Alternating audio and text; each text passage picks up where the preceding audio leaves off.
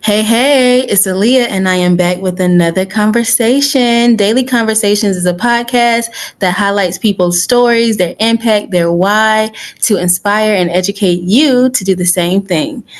Today we have Mariah with us, a special guest. I love having special guests. I love talking to people. I love interviewing people and getting to know their stories because I think it's important for people to know that there are people out here that may not be millionaires or billionaires that are actually doing important work. And so this is the reason behind Daily Conversations.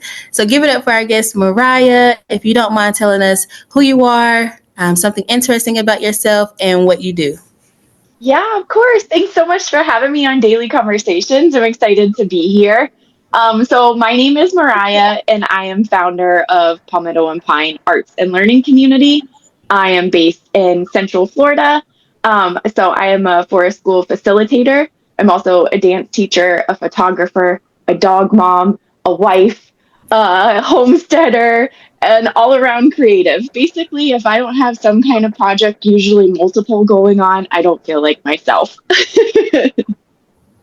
Listen, I completely resonate with you. I feel the same way, and sometimes I feel like nobody understands me. I have to create. I have to be doing things, and some of those areas that I love to dance. I love to create. I love to be out in the garden. Like I have to be doing something, and sometimes I don't feel like people truly understand like the brain, like how I guess creatives' brains would work, especially when you are a creative in education. Yes, It's yes, I totally agree. it's different. So if you don't mind like telling us, because you're so creative and you have, a family as well, how do you manage all this? Because you said that you are a forest school facilitator. How did your journey lead you to that path? Yeah, so my journey definitely is not without its own like highs and lows and bumps and roadblocks along the way. I am blessed enough and thankful that I have an amazing partner. My husband is great and very supportive and really helps carry like a lot of the load and helps me kind of like balance things and really is one of the ones that comes along and picks things up maybe when I can't get to them. But for my own journey, I started working at a forest school that was a startup. It was their first year, so I was like really on the ground floor level. The founder of that forest school is my mentor. She's amazing. And she really opened my eyes to being able to blend like the creativity, the freedom of being creative and really like being in yourself and in your own interests and hobbies and the way that we can really merge that with education and the like absolute magic that happens whenever those things come together. That is so beautiful. I truly understand that because I'm still on that path as well, trying to figure it out. And that's where I kind of I'm leading to this way of like a garden school, like a garden classroom where we can do education, but then also have free space to move and to do things. So I would love to know, like, why do you think it's important for forest school? Because a lot of people don't even know what a forest school is. Maybe if you could explain what a forest school is and why this educational model is important.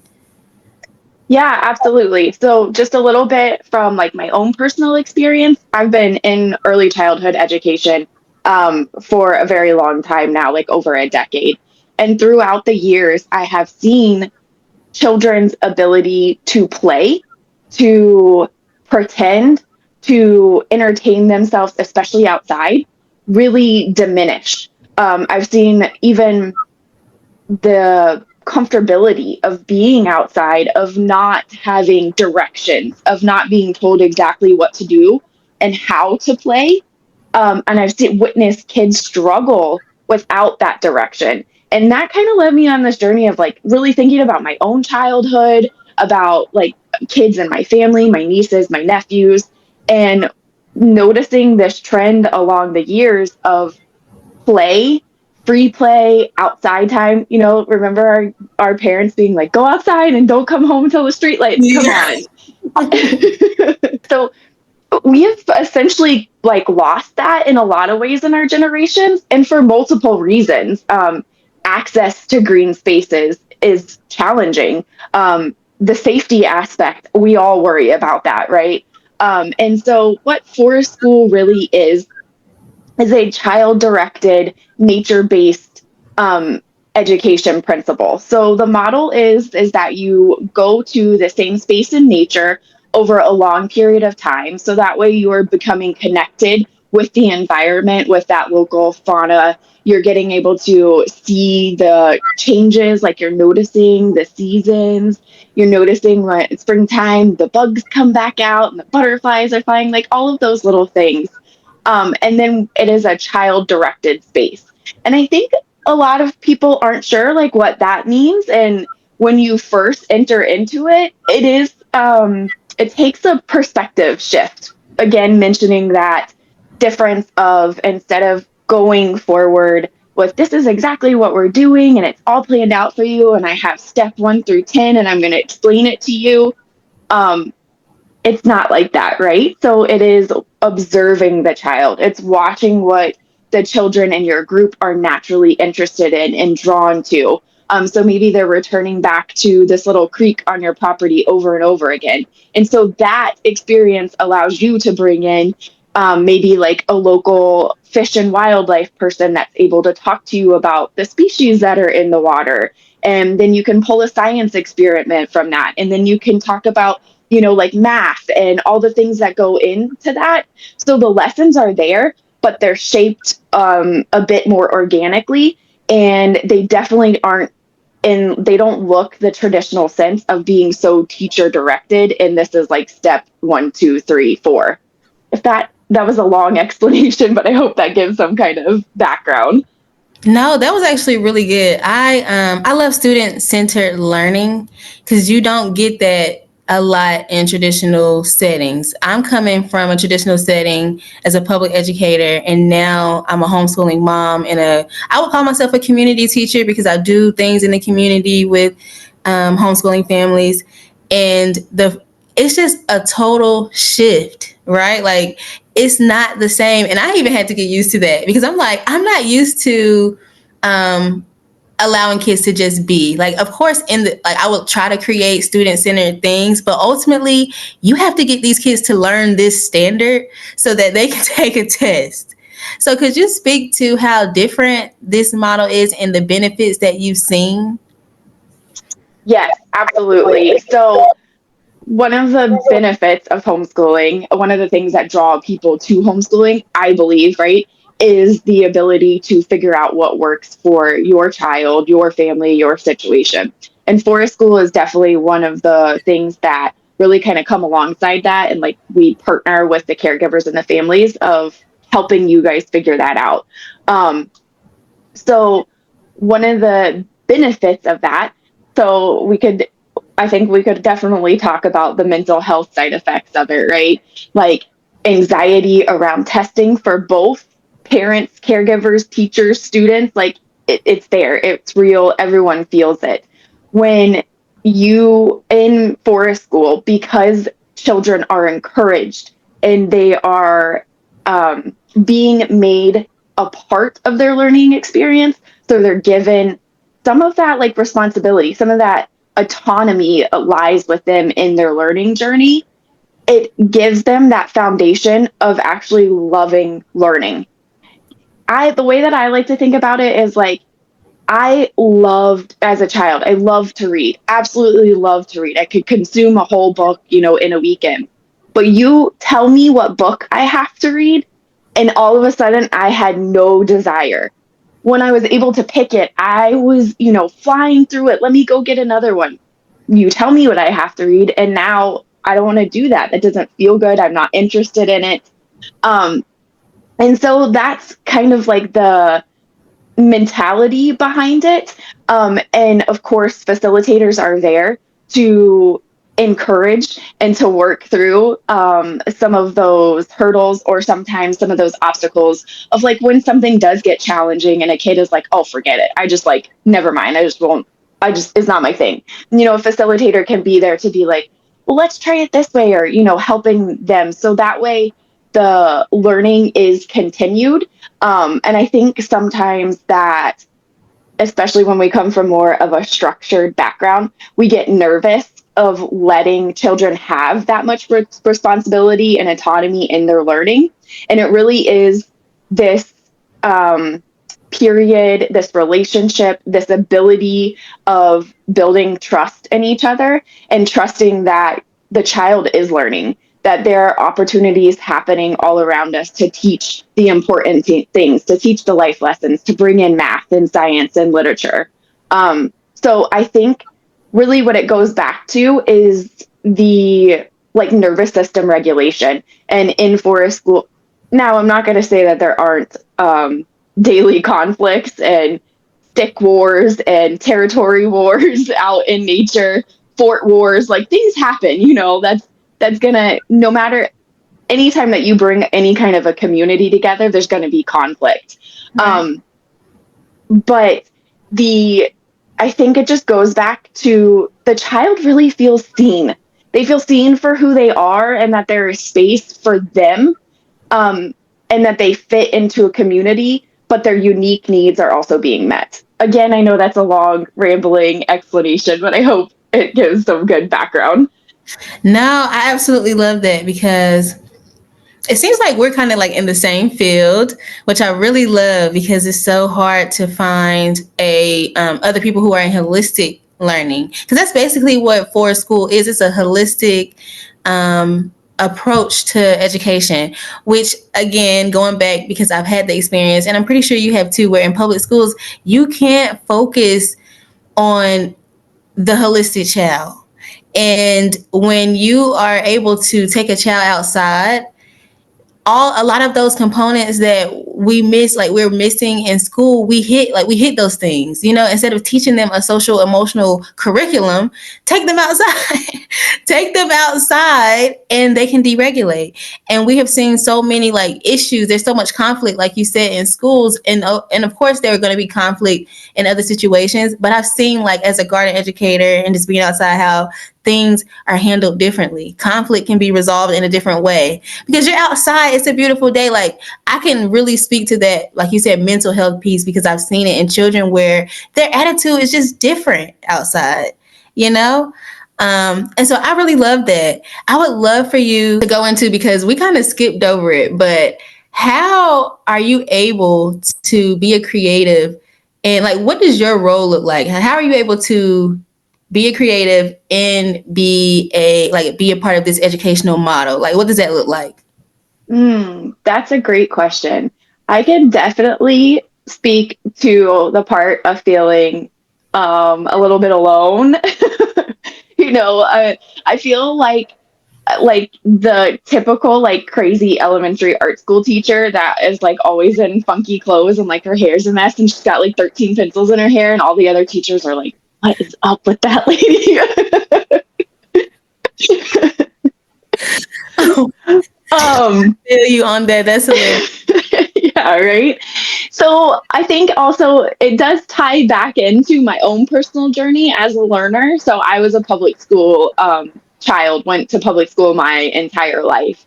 I'm also a dyslexic learner, and that was something that we didn't learn until later on in life. And then, of course, there are definitely like societal norms about being a female and how neurodivergency presents in females, and how typically, it's instead of what we think of as like typical outer, like can't sit still and like you're out here, everything's like, it does all of that, but it's like inside. So I can sit still and my brain's going a million miles an hour.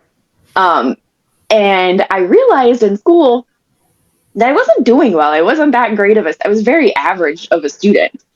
But I knew that it wasn't an intelligence issue. It was more so an interest issue. And then also that I wasn't able to do the work in the way that felt right to me. And what I mean by that is like, I'm such a visual learner. And so being able to turn in work that represented that instead of having it to look exactly like the model that the teacher wanted. And so I think that as I got older, I lost the connection to that creativity, because as you get older, creativity, like hobbies, doing things for fun, for just enjoyment, art in general kind of gets pushed to the side, right? You're like, no, you have all these responsibilities. I remember telling people that I wanted to go to art school, and I was always told, you're not going to make money doing that. You can't make a sustainable living doing that. And so I realized that as I got older and got farther away from those creative outlets, that I was like losing part of myself. My mental health was being affected by that. I didn't even like enjoy learning. And I've always been a lifelong learner. I've always sought additional education and finding things. And so starting to work, I have always worked with children, but once I like started making these connections about creativity, I did slowly just start bringing in even just craft pieces into the kids that I was working with. And I I didn't realize then that it was child directed. But what I would do is literally just kind of like bring in supplies, open ended supplies, and allow them to create with it.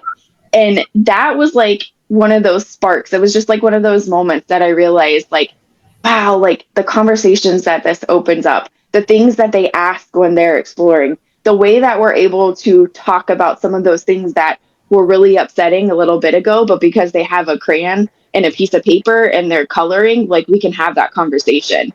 And so seeing those things, I realized that I was a much better educator, that I was a much better caregiver when I was pouring into myself and when I was allowing myself to be all of those things that I'm trying to make space for the children to be, that I'm trying to encourage them to fall into. Be in yourself, like fully own who you are and what you love and those things that light you up. And like realizing, oh, like I need to do those things. I have to do those things first, that pours out. So like that really overused saying of like you can't pour from an empty cup, but that's really what it was. I realized that as we get older, we lose the importance of creativity and art and enjoying what we enjoy, and that it is so like symbiotic to curriculum, to education in the sense, in like that standard sense of reading, writing, and math. They really do. They like, in my opinion, they have to come alongside each other, because otherwise we're in this situation that we're in where children don't want to learn because it's not enjoyable. They are not connected to learning. They from my experience in teaching, and I absolutely love teaching, but it's hard when you have to drill learning into someone because they don't want to learn it, right? So we're drilling it, we're going over facts, we're trying to make them remember. And this is the way that I learned. And we're still teaching kids the same way how to learn, and they have just become so disengaged. So how do you all engage learners within the forest school model? A great question. So that's something that I feel like I'm always reflecting on, right? One of the things that I do try to keep in mind is there's like a statistic that it typically takes like 45 minutes for a child to decide on their play scheme. So like they could be out in our forest school, and for like 45 minutes they could be like walking around in between different things, possibly even saying, I'm bored, I don't know what to do. And there is a period of, especially when they first come to forest school, and depending on what kind of environment they're coming from, that there is like this adjustment period of, oh wait, I don't have to wait for my teacher to tell me what to do. These wooden blocks are sitting out on the table, and there's some chalk next to it, but no one's telling me what to do. But I see the other kids over there starting to gravitate to it, and they're starting to build with the blocks, and they're starting to write on chalk. So it is mostly like open-ended stations. Some of them will have like questions on them for the kids that can read. Like we can have like tin cans set up with some wooden dice, and it'll be like, what kind of game can you create with this? And so a lot of times the kids that can are older and that can read will come over and they'll read it, and the little ones will join in and they kind of decide and come up with it together. So it is very much these like open invitations. Um, I like to call them offerings. Sometimes they are a lot more facilitator directed in the sense of like, I've got this nature journal today, and I'm going to go on a walk and I'm going to go and sketch the birds that I see. Who explore, like, what explorers would like their own nature journal? Would you like to come along and sketch with me? So it's much more, it's just a lot more open ended. And um, they always tend to start with a question. I love that because do you all use technology within the forest school? Is technology a part of like anything that you all do, or is this just no? Like, do you all do, I guess, like pencil and paper activities? Let me know like what you Yes. all do. Yeah. So some forest schools are completely technology free, and that usually is like the most common thing. For my school, because I do blend the arts, we do use things like cameras, like digital cameras, sometimes like Procreate, so like on an iPad with like the pencil to be able to draw. But we're not heavily focused on like computers and that type of thing. Okay. There if there's a certain art project that we need technology for, I will bring that in, but it's not something that typically gets used on like a regular basis.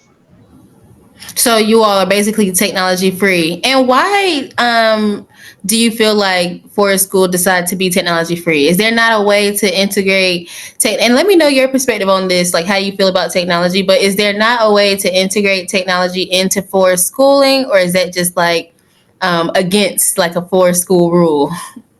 Yeah, so yes and no. So part of the philosophy is that since we are nature based, it's kind of like the sense of that children are able to use technology in so many other spaces, and there's so many um, programs or spaces that are focused on technology that we choose to focus on the nature. And so it isn't like this black and white rule of like you can't have any technology. And I know that for like certain projects or certain especially like science, STEM activities, things will be brought in. However, it's not since our spaces are typically, it's very open, the children are able to access like all of our materials. They technology isn't something that we would really like them to like choose and spend a whole lot of time on. We would rather it be like an assistance. And I do know, like I said, there are some forest schools, the forest school that I worked at before, which is an incredible one, they are like technology free. So the only time that like a computer gets used is like by a facilitator type of thing. And there is like printers in school, like if things need to get printed out, those kind of things. It's just not our focus. And mostly because there are so many other programs or so many other situations that um, give that ability, like focus on that, and kids can access it that way. Wow, there is a big debate about technology in schools and whether technology should be banned or should we keep technology? Is technology helpful? Are kids learning? What do you think? I So I don't think that there should be a direct ban, right? I believe that especially with the way that our world is going, um, the younger generations need to be somewhat proficient in technology. You're not going to get away from using the internet or a computer or a phone, right? And so those are now in our like in our today in society, those are life skills that people need to have. So I'm not for like a total ban. I do strongly believe that it is not developmentally appropriate at certain times, like the young, like starting so young. And then also just, I think to like anything, that there should be a balance in it, right? So it's not the end all be all, it's not the only tool. But I absolutely see its use. I think that it's beneficial. I think that it can be blended, even with nature programs. Um, I I also have seen the downside. I've been in public schools, and like trying to compete with a cell phone in a preteen's hand is like impossible. It really is. It really is. Like I can be as entertaining as you want, but I'm not more entertaining than TikTok. Right, exactly. So it's a real battle. I don't think that, we are truly understanding that right now. When I say we, I'm saying parents in general. But I agree with you. Like there shouldn't be a total ban, but there needs to be some type of regulation because it's getting out of hand. But that's another conversation for another day. I would love to wrap it up with just giving advice to creatives because it definitely seems like you're creative. I love your energy. And what advice would you give to creatives out there that are on their path, trying to figure it out, but they may not, want to stick to one thing, or they're trying to figure out how they can put everything into one thing, right? What advice would you give? Yeah, absolutely. That is so relatable. I have a notebook with like so many different ideas. And so this is what I do. I have a lot of really amazing mentors around me that have, most of them are programmers and are like farther along in their journey than I am. And they do a really great job of like reining me in and reminding me it really is like one step at a time, in that if you're trying to do six things all at once, you're only going to be able to do those six things at like partial capacity, versus if you take one thing at a time and go all in on it. Um, and then and do that. Like I know that it's so hard as a creative to really like hone in that one thing and stick with it until it's finished. I would say like definitely keep a journal of all the things that you want to do and come back to them, because they are beautiful and needed. And then the other thing that I would say is like, don't discredit yourself because you're a creative. And maybe this is just something that I've really found, but I definitely, being like an arts teacher, being a dance teacher, I have felt that I'm almost like less than of a teacher because I'm not academic focused, or even my program. We don't take responsibility for academics. We're an enrichment program, and that's okay. That you can do your thing really, really well, and there's other people out there that do the academics or whatever it is their version, and they do it really, really well. And so that there's room for all of us. That there's so many different families and different needs and different um, holes to fill in, that there's room for all of us. And so give yourself credit and really own that, because we need the arts, we need the creative, we need the weird teachers make great students. They build awesome character. Wow, that was so beautiful, Mariah. I really love this conversation about the four school motto, student centered learning, being a creative. This was such a beautiful conversation. Thank you so much. We will be doing another conversation, you all. I have came and tapped into a community of people that I am like reaching out to and want to share from the fellowship that we're a part of called 4.0 Tiny Fellowship. Like I said, I've been connected with a lot of founders. And so you will be seeing more founders, more people who are out here doing the work, making an impact, especially in education. I love talking about education.